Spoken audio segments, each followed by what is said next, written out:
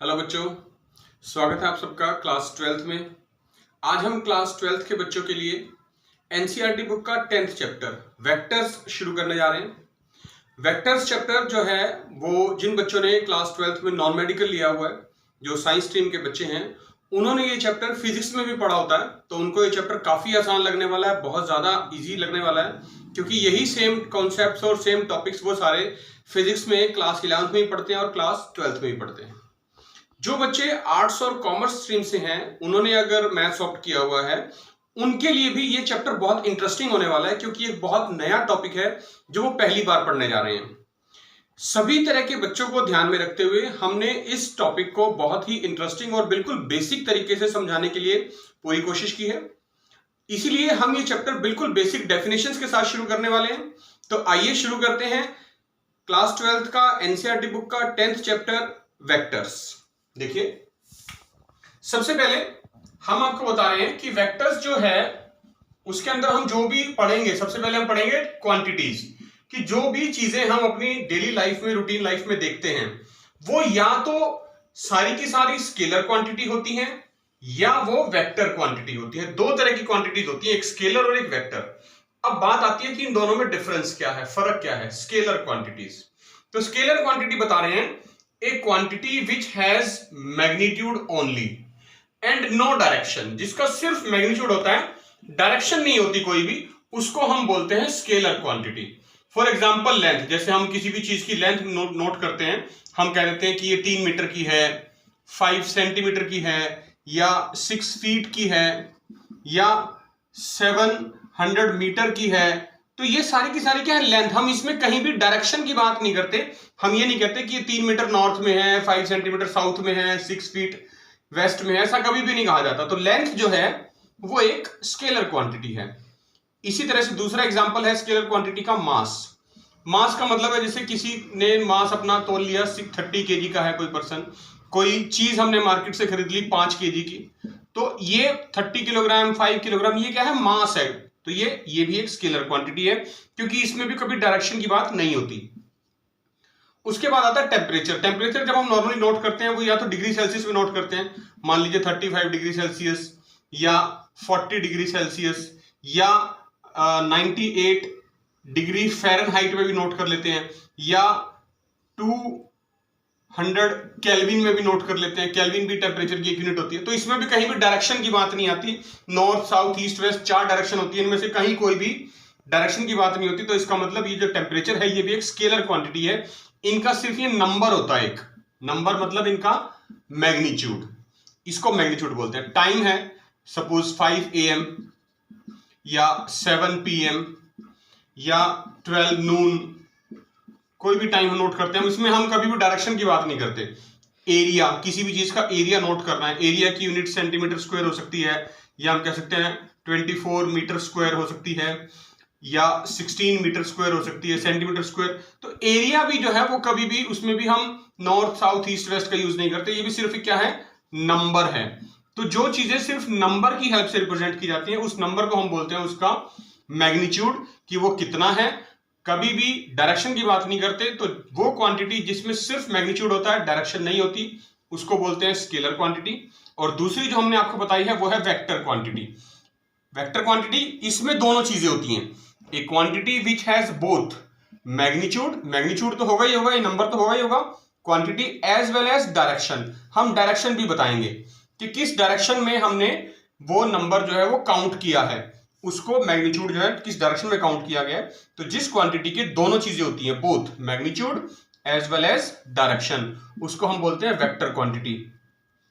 For example force की बात करते हैं, जैसे हम कहते हैं कि 10 न्यूटन फोर्स लगा, तो फोर्स जो है, फोर्स की जो मतलब होता है, या तो फोर्स आगे की तरफ लगेगा फॉरवर्ड डायरेक्शन में, या पीछे की तरफ लगेगा बैकवर्ड डायरेक्शन में।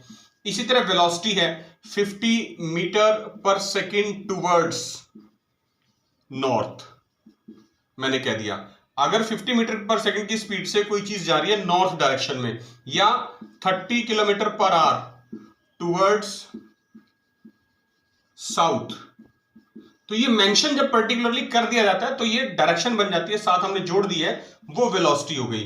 एक्सेलरेशन, एक्सेलरेशन भी या तो पॉजिटिव होगी या नेगेटिव होगी। जब एक्सेलरेशन बढ़ रही है, इंक्रीज हो रही है तो पॉजिटिव, जब कम हो रही है, घट रही है तो नेगेटिव। इसी तरह से डिस्प्लेसमेंट, डिस्प्लेसमेंट की भी डायरेक्शन होती है कि आप मान लीजिए पॉइंट ए है और ये पॉइंट बी है, कि आप ए से बी नोट कर रहे हैं या बी से ए नोट कर रहे हैं, तो डायरेक्शन बहुत इंपॉर्टेंट है। वेट, वेट जो होता है, वेट में और मास में क्या फर्क होता है? वेट होता है एम जी, एम मास, और जी जो होता है वो है एक्सेलरेशन ड्यू टू ग्रेविटी। जी जो है वो है एक्सेलरेशन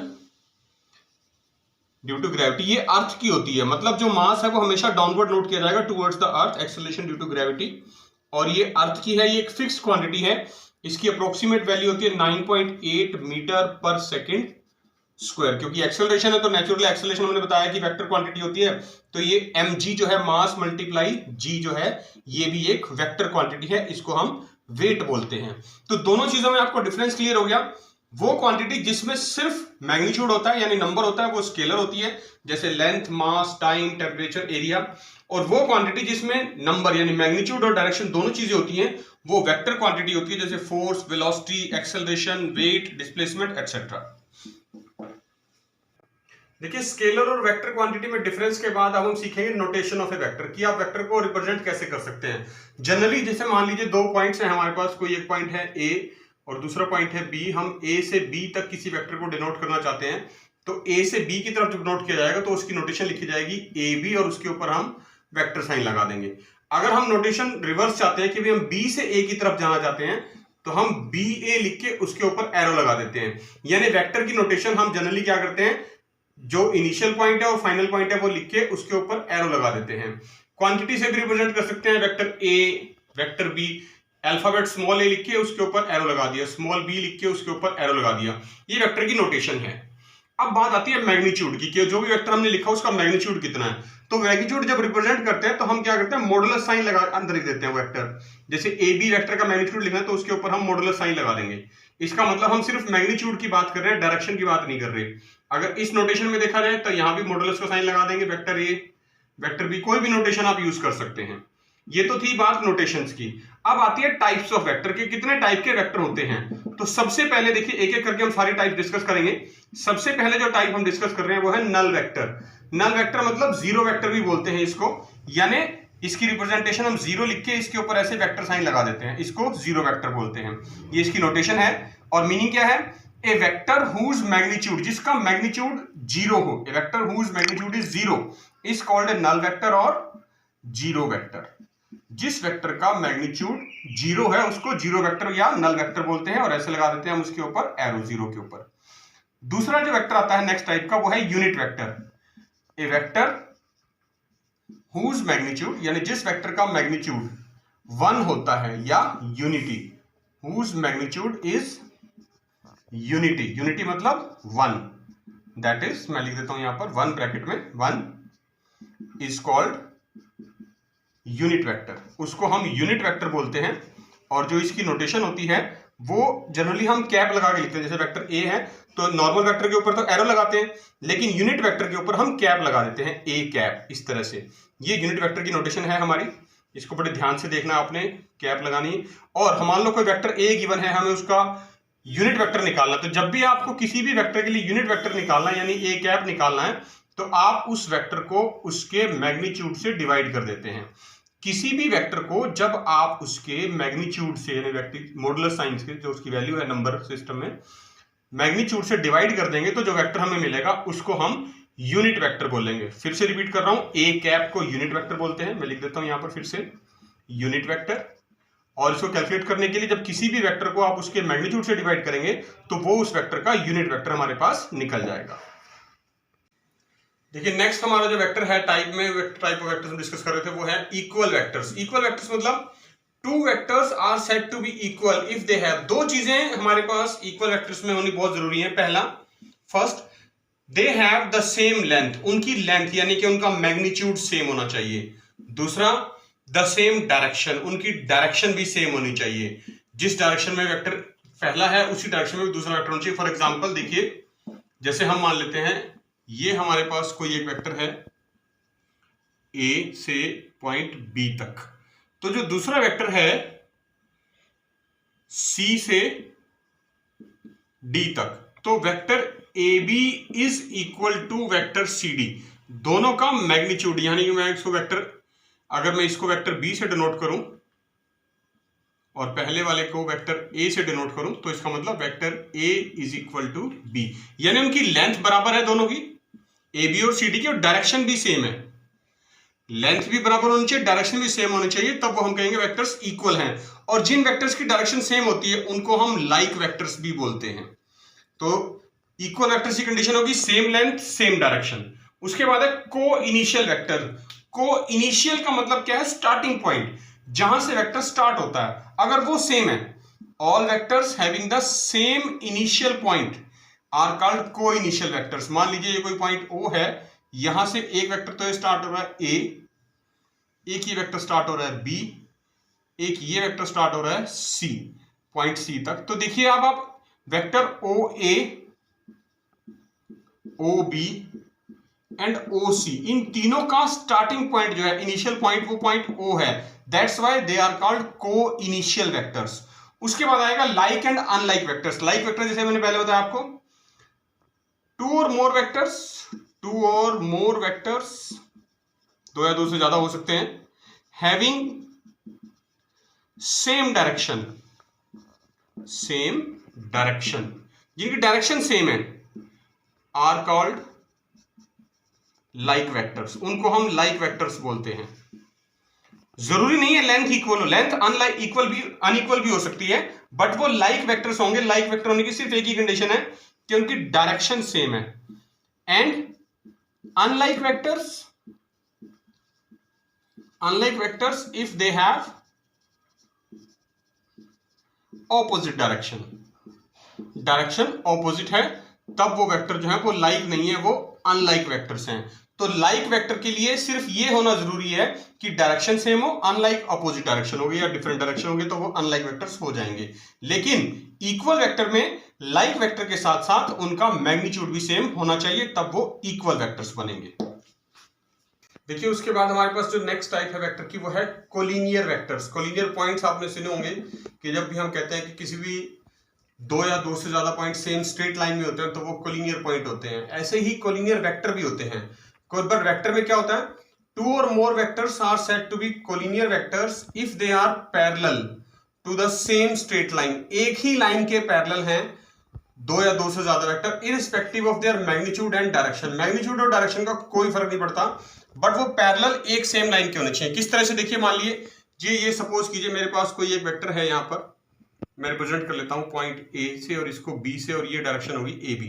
ठीक है, इस वेक्टर को हमने लिख दिया, वेक्टर ए से डिनोट कर दिया। तो अब इस वेक्टर ए बी के पैरेलल जितने भी वेक्टर्स हैं, मान लीजिए ये मैंने वेक्टर लिख दिया यहां पर सी डी, ये इसकी डायरेक्शन है, वेक्टर बी से डिनोट कर देंगे इसको।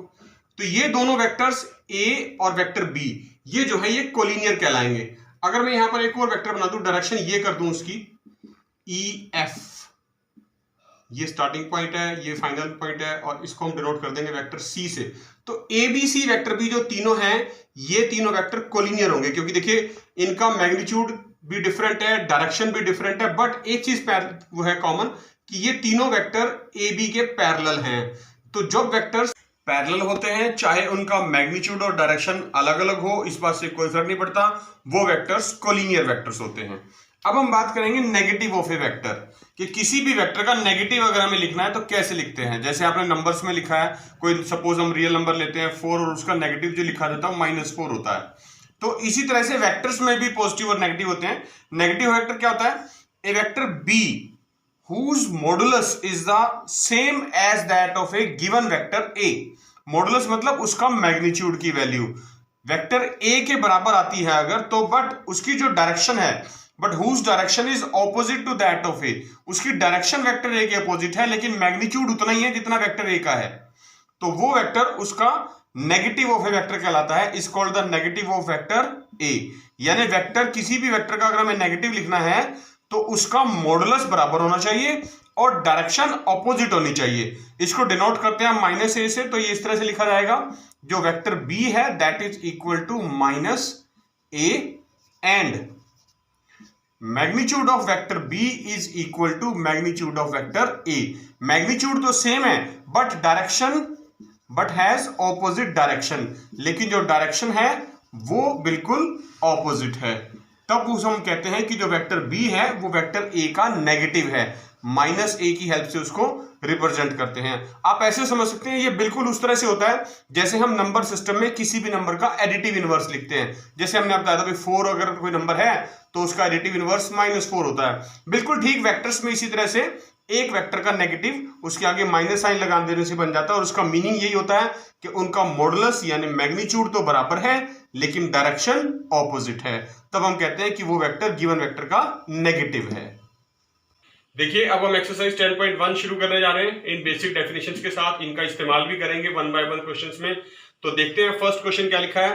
फर्स्ट क्वेश्चन में हमारे पास लिखा है represent graphically A displacement of 40 kilometre 30 degree east of north. अब देखिए डिस्प्लेसमेंट है, डिस्प्लेसमेंट हमने आपको बताया एक वेक्टर क्वांटिटी होती है क्योंकि उसमें डायरेक्शन भी गिवन है, हमें east of north 30 degree angle पे लेनी है और उसका मैग्नीट्यूड है 40 किलोमीटर। तो जब डायरेक्शन की बात आती है तो हम सबसे पहले डायरेक्शंस ड्रॉ करते हैं। देखिए आपको पता है ये डायरेक्शंस होती हैं नॉर्थ साउथ, और इधर से हम डायरेक्शन ड्रॉ करते हैं ईस्ट वेस्ट।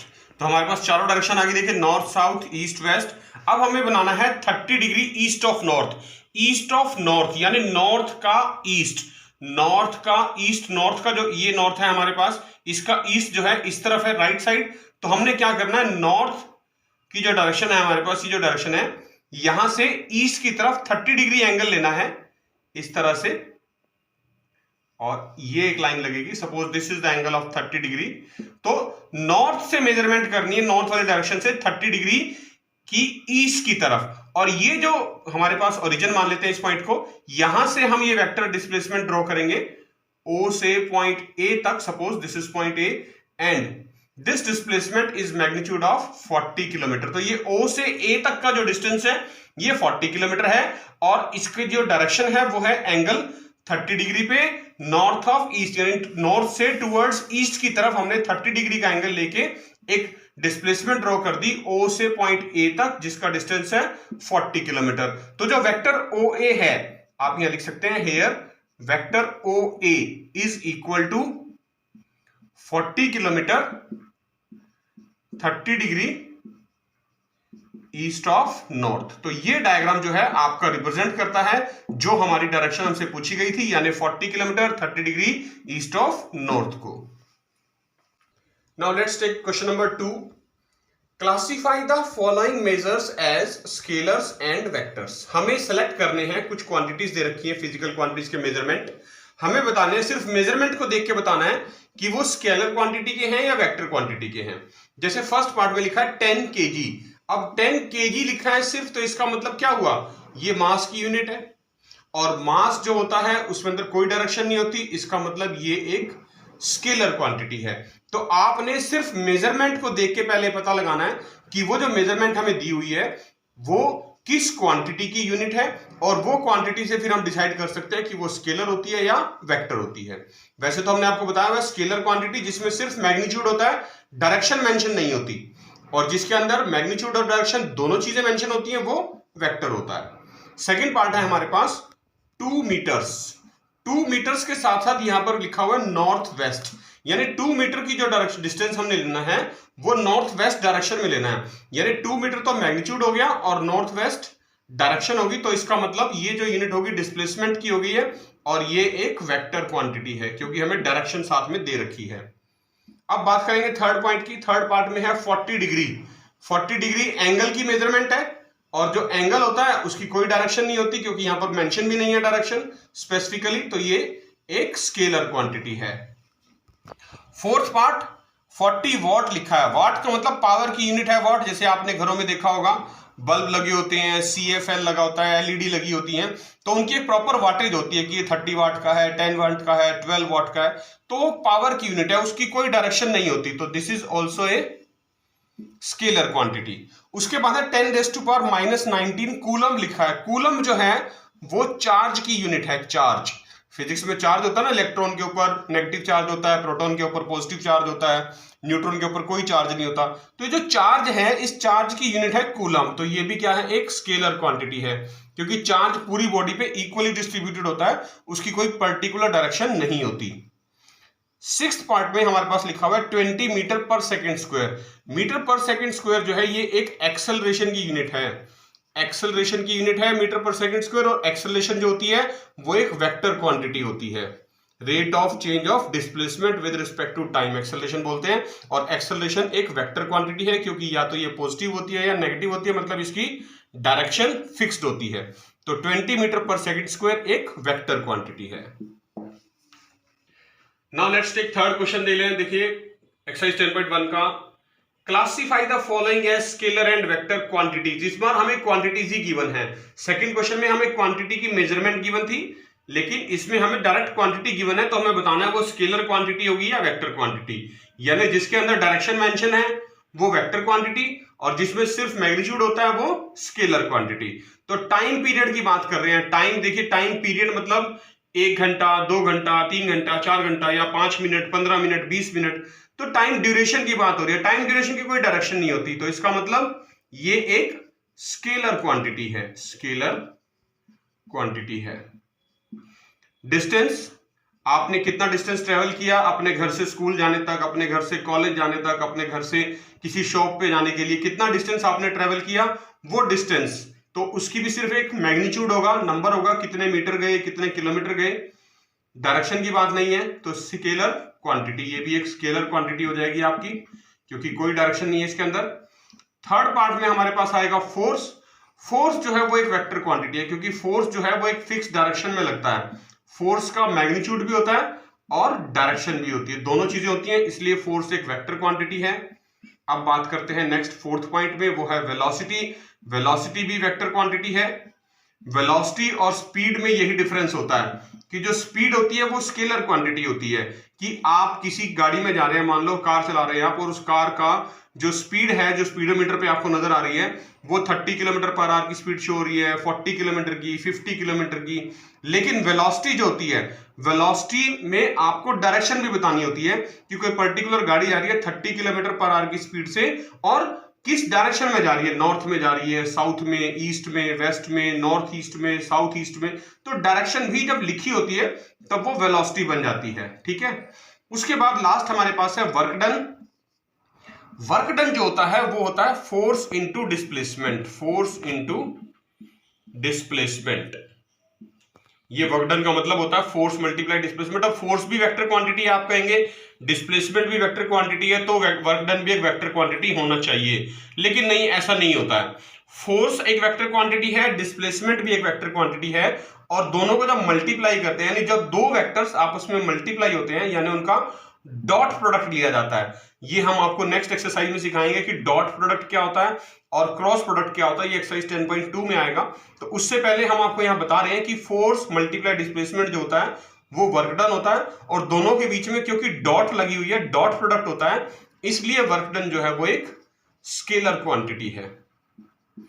वर्क डन एक स्केलर क्वांटिटी है, क्योंकि डॉट प्रोडक्ट, मैं मेंशन कर देता हूं यहां पर reason, dot product of two vectors is always scalar. क्योंकि बच्चों के माइंड में अक्सर कंफ्यूजन रह जाता है कि दो वेक्टर क्वांटिटी है, उनको मल्टीप्लाई किया तो स्केलर कैसे आया।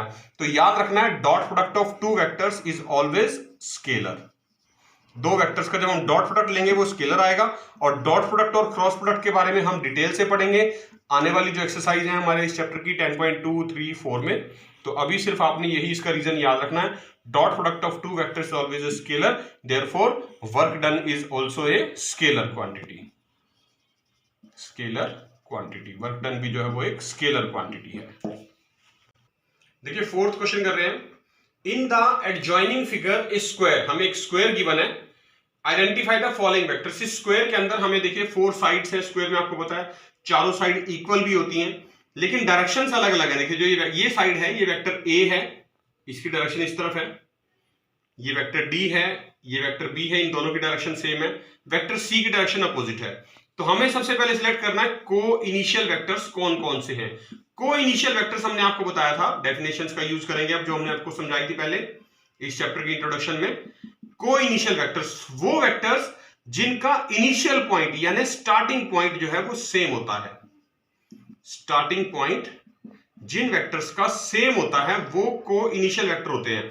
तो यहां से देखिए, अगर हम पॉइंट ये वाले पॉइंट से एक तो वेक्टर ए जा रहा है और इसी पॉइंट से एक वेक्टर डी जा रहा है, यानी ये जो पॉइंट है ये एक स्टार्टिंग पॉइंट अगर हम ले लें तो वेक्टर ए और वेक्टर डी दोनों का स्टार्टिंग पॉइंट ये वाला पॉइंट है। तो इसका मतलब वेक्टर ए और डी जो है वो दोनों वेक्टर एक ही पॉइंट से स्टार्ट हो रहे हैं। तो इसका मतलब vector A and D are the को इनिशियल वेक्टर्स। तो वेक्टर ए एंड डी आप मेंशन कर देंगे, सिर्फ वेक्टर्स के नाम बताने हैं, कौन सा वेक्टर को इनिशियल है, ए और डी को इनिशियल है। उसके बाद आएगा इक्वल वेक्टर्स। इक्वल वेक्टर्स कौन से होते हैं? वो वेक्टर्स जिनमें मैग्नीट्यूड और डायरेक्शन दोनों सेम होते हैं। अब देखिए, मैग्नीट्यूड तो यहाँ चारों ही वेक्टर का इक्वल है। क्यों इक्वल है? क्योंकि चारों स्क्वायर की साइड्स हैं और स्क्वायर की चारों साइड इक्वल होती हैं। तो इसका मतलब इक्वल तो है ये, इनका मैग्नीट्यूड तो सेम है। अब हमें डायरेक्शन चेक करनी है किस किस वेक्टर की सेम है। तो डायरेक्शन देखिए, अगर हम यहां पर ये वेक्टर डी है, इसकी डायरेक्शन इधर है डाउनवर्ड्स, और एक ये वेक्टर बी है, इसकी भी डायरेक्शन जो है वो डाउनवर्ड्स है नीचे की तरफ। तो वेक्टर डी और वेक्टर बी की डायरेक्शन सेम है। तो इसका मतलब वेक्टर बी और वेक्टर डी जो है वो इक्वल वेक्टर हैं, क्योंकि इनकी मैग्नीट्यूड और डायरेक्शन दोनों चीजें सेम है। अब थर्ड पार्ट पे आते हैं। थर्ड पार्ट में पूछा है collinear vectors but not equal. Collinear तो है बट इक्वल नहीं है। कोलिनियर हमने बताया था, कोई भी दो वेक्टर जब किसी भी लाइन के पर्टिकुलर लाइन के पैरेलल होते हैं या आपस में पैरेलल होते हैं तो वो कोलिनियर होते हैं, डायरेक्शन से कोई फर्क नहीं पड़ता। लेकिन यहां पूछा है कोलिनियर बट नॉट इक्वल।